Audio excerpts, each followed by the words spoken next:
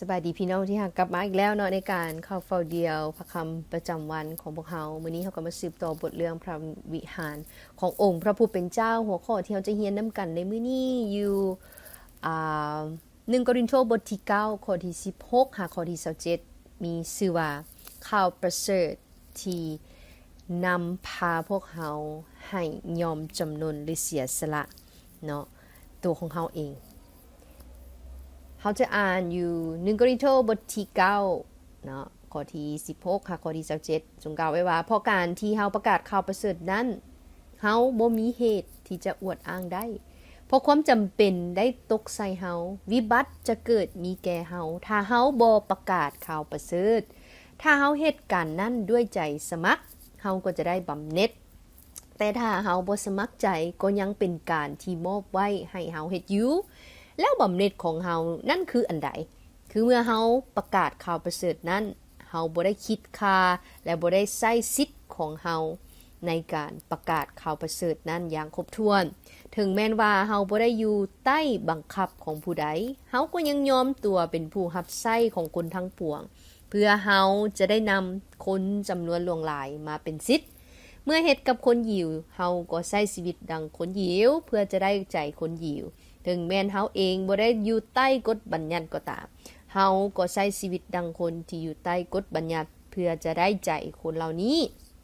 ต่อคนที่อยู่นอกกฎบัญญัติเฮาก็เฮ็ดเหมือนกันกับคนที่อยู่นอกกฎบัญญัติถึงแม้นเฮาบ่อยู่นอกกฎบัญญัติของพระเจ้าก็ดีแต่เฮาอยู่ใต้กฎบัญญัติของพระคริสต์เพื่อจะได้ใจคนทั้งหลายที่อยู่นอกกฎบัญญัตินั้น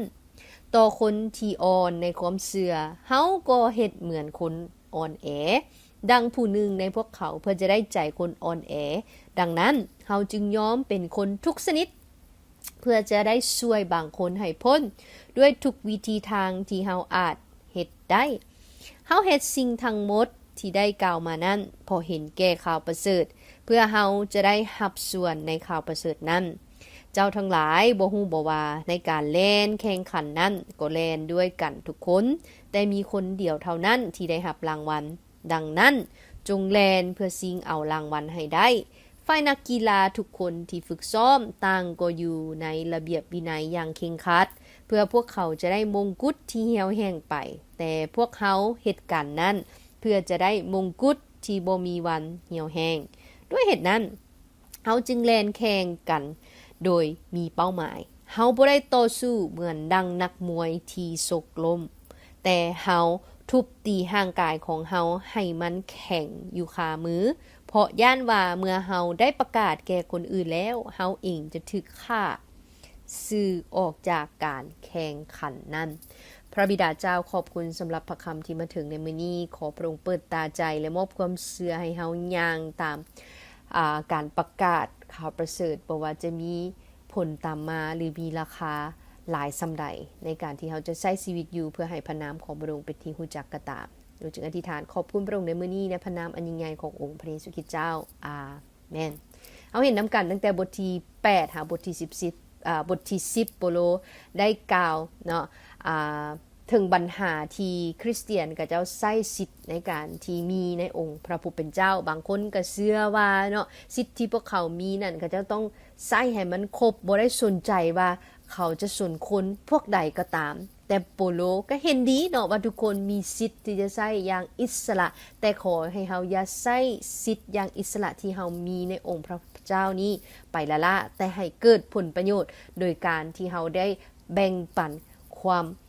หักขององค์พระผู้เป็นเจ้าที่อยู่เหนือกว่าสิทธิ์ที่เฮามีและอยู่ในบทที่9นี้โปโลก็ได้กล่าวอย่างชัดเจนที่เอาชีวิตของเราเป็นต้นแบบเป็นแบบอย่างถึงแม้ว่าเรามีสิทธิ์เนาะในการที่จะได้รับเงินสนับสนุนนอกจากการไปประกาศการไปสร้างคริสตจักรไปบุกเบิกแต่เราก็ยอมสละสิทธิ์นั้นเฮาเห็นอยู่ในข้อที่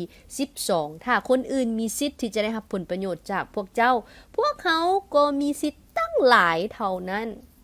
หลายเท่าบ่แม่นบ่และอยู่ในข้อที่15เนาะก็ยังกล่าวไว้อีกแต่เฮาบ่ได้ใช้สิทธิ์เหล่านั้นจักอย่างที่เฮาเขียนถึงเรื่องนี้บ่แม่นเพื่อจะให้เขาเฮ็ดอย่างนั้นแก่เฮาสิ่งที่เราประกาศสิ่งที่เราสอนสิ่งที่เราตัก เตือนพี่น้องคริสเตียนอยู่ในเมืองโกรินบ่แม่นเพื่ออยากให้เขามาสนับสนุนเวียกงานการรับใช้การประกาศที่เราเฮ็ดในทางขององค์พระผู้เป็นเจ้าแต่เราอยากตักเตือนพี่น้องทั้งหลายผู้ที่มีสิทธิ์ในการมีส่วนในการประกาศกับขอย้ายเฮาอยู่โดยการใช้สิทธิ์ของเฮาแบบบ่ถึกพร้องเนาะตั้งแต่ข้อที่16หาข้อที่27ลงไปนี้โปโลก็ได้เว้าอย่างชัดเจนว่าหัวใจสำคัญในการเฮ็ดพันธกิจในการประกาศนี้คือการประกาศข่าวประเสริฐบ่เป็นเพียงแต่เฮ็ดย้อนว่านั้นเป็นหน้าที่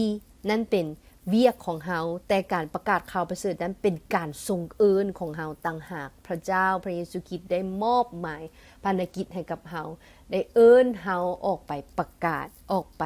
เฮ็ดให้นามชื่อของพระองค์เป็นที่ฮู้จักฉะนั้นโปโลจึงสามารถสละสิทธิ์ของเราได้แทนที่เราจะได้รับผลประโยชน์เราจะได้รับการสนับสนุนแต่เรามอบสิทธิ์เหล่านั้นไว้เราบ่ได้คิดถึงประโยชน์ของเราเองในการเฮ็ดเวียกการประกาศอยากให้เฮาในเบิงโปโลเป็นแบบอย่างเนาะเมื่อเราประกาศเราก็บ่ได้ให้ชีวิตของเรามีจุดด่างพร้อยเนาะแต่เราก็ยอมอยู่ภายใต้ความจริงของข่าวประเสริฐเพื่อจะช่วยให้เราได้เป็นผู้ประกาศพระคำของพระเจ้าอย่างถูกต้องและเราก็ยังเน้นนักโดยการที่ให้เรามีวินัยเพื่อเนาะจะเฮ็ดให้การประกาศข่าวประเสริฐนี้สิ้นสุดไปโดยการเฮ็ดให้พระนามของพระคริสต์เป็นที่รู้จักฉะนั้นเมื่อโปโลได้ตักเตือนพี่น้องให้ติดตามเนาะการประกาศติดตามพระเยซูคริสต์ผ่านการประกาศนี้โดยการเสียสละอย่างใดก็ขอให้ชีวิตคริสเตียนของพวกเราอย่าเป็นเพียงแต่โหยหาความสะดวกสบายเนาะแต่เราได้โหยหาชีวิตที่มีราคาคือชีวิตที่อยู่เพื่อเฮ็ดให้พระนามของพระองค์เป็นที่รู้จักสองอย่างที่เราได้จากบทเรียนในมื้อนี้ก็คือประกาศข่าวประเสริฐด้วยจิตใจที่เต็มใจบ่ได้ถูกบังคับเนาะอยู่ในข้อที่16โปโลเว้าอย่างชัดเจนเพราะการที่เฮาประกาศนี้ก็บ่มีเหตุใดที่จะอวดอ้างเพราะความจำเป็นได้ตกใส่เฮาแล้วเราเห็นถึงความจำเป็นว่าเวียกงานการประกาศนี้เป็นการทรงเอิ้นที่พระเจ้าเอิ้นเราให้มาประกาศฉะนั้นการที่เราเฮ็ดเราก็เฮ็ดด้วยความเต็มใจเฮ็ดด้วยการติดตามพระมหาบัญชาขององค์พระผู้เป็นเจ้าที่แล้วได้เอิ้นเราและแล้วเฮ็ดด้วยความชื่นชมยินดีบ่ได้เฮ็ดด้วยจิตใจที่มีภาระหนักแต่เฮ็ดด้วยความชื่นชมยินดีพร้อมที่จะเสียสละพร้อมที่จะเฮ็ดทุกสิ่งทุกอย่างอยู่ข้อที่2เนาะดังนั้นเฮาจึงยอมเป็นคนทุกชนิดเพื่อจะได้ช่วยบางคนให้พ้นด้วยทุกวิธีทางที่เฮาอาจเฮ็ดได้บ่ว่ามันสิยากส่ำใดบ่ว่ามันสิมีความท้าทายจะพบอุปสรรคจะพบปัญหาจะพบการกีดขวางหรือการกีดกั้นการต่อต้านหลายส่ำใดในการประกาศโปโลยังเลือกที่จะประกาศด้วยความเต็มใจชีวิตของโปโลได้เป็นแบบอย่างแต่สุดท้ายแล้วชีวิตของเราก็ได้นำพาเฮาไปถึงชีวิตของพระคริสต์ที่เป็นแบบอย่างพร้อมที่จะเฮ็ดทุกอย่างเพื่อให้พันธกิจของพระบิดาสำเร็จเนาะประกาศแก่คนบะประกาศแก่คนถูกจองจำประกาศแก่คนเก็บภาษีประกาศกับคนที่อยู่นอกศีลธรรมเพื่อจะได้ใจพวกเขาฉะนั้นทุกสิ่งที่เฮาเฮ็ดก็ขอให้เฮ็ดบนความหักที่เฮาได้รับจากองค์พระผู้เป็นเจ้าขอให้ชีวิตนี้ที่เฮามีอยู่เป็นแสงสะท้อนให้เฮาเห็นความหักเนาะที่เฮาได้รับจากพระเจ้าและให้คนอื่นได้เห็นความหักที่เฮาได้รับจากพระเจ้าต่อพวกเขาโดยการเสียสละเนาะยอมจำนนเนาะพร้อมที่จะให้พระคริสต์ได้รับเกียรติทุกอย่างพร้อมที่จะเสียสละเพื่อให้ข่าวประเสริฐถูกประกาศออกไปผ่านหินศพของพวกเขามีอย่างแน่ที่พระเจ้ากำลังเอิ้นให้พี่น้องยอมเสียสละสิทธินั้นหรือยอมปะความสะดวกสบายเพราะว่ามันเป็นสิ่งที่กีดขวางการแบ่งปันข่าวประเสริฐหรือว่าสิ่งที่เราจะเรียนรู้จากตัวอย่างของโปโลที่เราได้อ่านมามีสิ่งใดที่เจาะจงในมื้อนี้ที่พระเจ้าบอกให้เราที่บ่ปณิประนอมหรือยอมจำนนโดยการใช้ชีวิตบนพื้นฐานความจริงของข่าวประเสริฐและสุดท้ายให้เราใช้ชีวิตโดยการเบิ่งอยู่สิ่งที่เป็นนิรันดร์เราจะได้มีชีวิต ที่ได้รับมงกุฎที่บ่มีวันเหี่ยวแห้งและเฮาเห็นอยู่ข้อที่24โปโลก็เว้าอย่างชัดเจนในการแข่งขันนี้ก็แล่นด้วยกันทุกคนแต่มีคนเดียวเท่านั้นที่จะได้รับรางวัลดังนั้นจงแล่นเพื่อชิงเอารางวัลนั้นให้ได้เฮาสิเอารางวัลแบบใดรางวัลที่เป็นมงกุฎที่เหี่ยวแห้งไปบ่หรือเฮาจะได้เอารางวัลที่เป็นมงกุฎที่บ่มีวันเหี่ยวแห้งสำหรับนักกีฬาแล้วการที่เขาต้องฝึกฝนร่างกายให้เตรียมพร้อมก่อนการแข่งขันก่อนการลงไปต่อสู้เนาะอยู่ในการแข่งขันแต่ละนัดนั้นเขาต้องให้แน่นอนใจว่าร่างกายของพวกเขาพร้อมเนาะและเฮาผู้ที่ติดตามองค์พระเยซูคริสต์ก่อนที่เฮาจะไปประกาศเฮาก็ต้องให้แน่ใจว่าชีวิตจิตวิญญาณของพวกเขาเข้มแข็งบ่จอยผอมแต่มีคุณภาพเนาะมีสุขภาพแข็งแรงเพื่อว่าการที่เฮาจะไปแล่นแข่งขันในการประกาศนี้เฮาไปด้วยความอดทนไปด้วยความบากบั่นเพื่อเฮาจะได้มงกุฎแห่งชีวิตที่บ่มีวันเหี่ยวแห้งนั้นมาเนาะเพื่อให้คนอื่นได้เห็นถึงความมุ่งมั่นตั้งใจที่พระคริสต์ได้เอิ้นเฮาและพระคริสต์ได้ใช้เฮาเพื่อประกาศข่าวประเสริฐและโปโลเว้าอย่างชัดเจนว่าสิ่งที่เราเฮ็ดนั้นเราเฮ็ดโดยมีเป้าหมายเราบ่ได้ต่อสู้เหมือนดังนักมวยที่สกลมเป่าๆโดยบ่ฮู้เป้าหมายว่าสิตีไปทางใดฉะนั้นการแล่นแข่งขันของพวกเขาก็คือการแล่นในการประกาศข่าวประเสริฐต่อกับคนทุกๆคนบ่ว่าพวกเขาจะเป็นคนสนิทใดก็แล้วแต่ให้เฮาเฮ็ดด้วยการยอมจำนนภายใต้การทรงนำพาขององค์พระผู้เป็นเจ้าเพื่อเฮาจะได้รับรางวัลก็คือมงกุฎที่มีชีวิตที่บ่มีวันเหี่ยวแห้งเป็นและสิ่งที่เฮาเฮ็ดสิ่งนั้นได้ก็เป็นการที่เฮาแสดงให้คนอื่นได้เห็นพระคุณของพระเจ้าที่ช่วยให้เฮาได้อดทนมุ่งมั่นและยังเฮ็ดในสิ่งที่พระเจ้าเอิ้นเฮา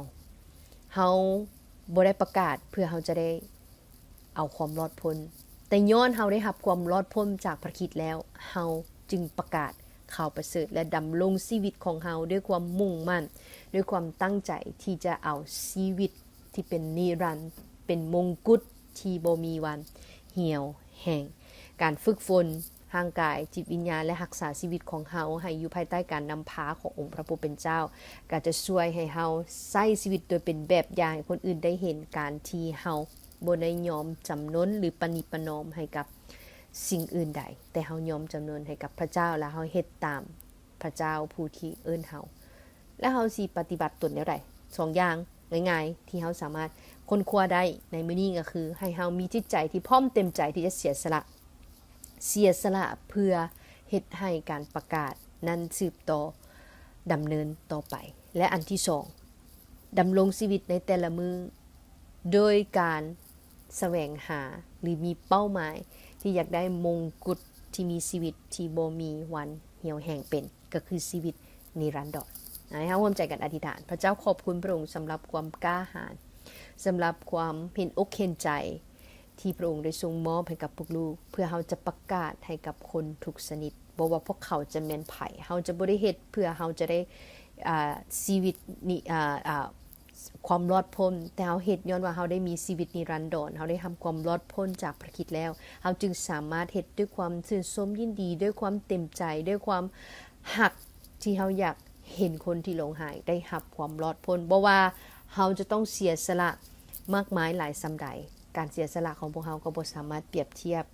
ชีวิตที่พระคริสต์ได้เสียสละและยอมจำนนเพื่อพวกเขาทั้งหลายจะได้รับความรอดพ้นขอพระองค์มอบความอดทนมอบความบากบั่นมอบความมุ่งมั่นเพื่อเขาจะได้ฝึกฝนไฟจิตวิญญาณของพวกเขาและแล่นแข่งขันในการแข่งขันของพวกเขาแต่ละวันโดยการที่แลนยังมีเป้าหมายด้วยความมุ่งมั่นด้วยความตั้งใจขอพระวิญญาณช่วยพวกเขาที่จะสัตย์ซื่อในการประกาศสัตย์ซื่อที่จะอยู่โดยการยอมจำนนเพื่อเฮ็ดให้พระนามของพระคริสต์เป็นที่ฮู้จักต่อไปอธิษฐานขอพระองค์ช่วยให้เฮาเห็นถ้ามีสิ่งใดที่กำลังคัดขวางสิ่งใดที่กำลังพยายามดึงเฮาออกจากการประกาศพยายามดึงเฮาออกจากการที่จะอยู่เพื่อให้พระนามของพระองค์เป็นที่ฮู้จักนี้เปิดเผยเฮาด้วยเพื่อเฮาจะได้ย่างด้วยความมั่นเชียงแล้วสิ้นสุดการแล่นของพวกเฮา ด้วยความอดทนบากบั่นและด้วยความสัตย์ซื่อในเส้นทางนี้ต่อไปอธิษฐานในพระนามอันยิ่งใหญ่ขององค์พระเยซูคริสต์เจ้าอาเมน